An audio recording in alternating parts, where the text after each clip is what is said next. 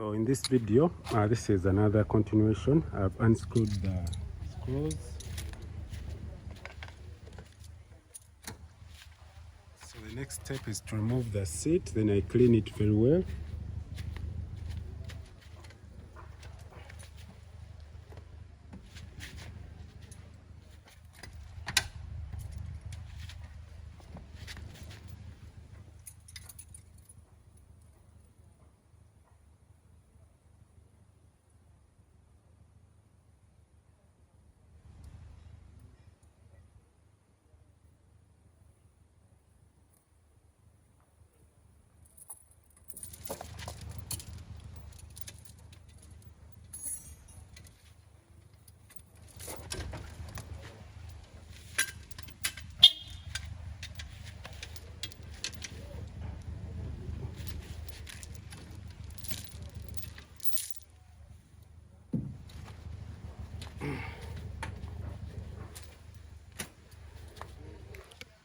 This is how our seat that it looks like after removing it.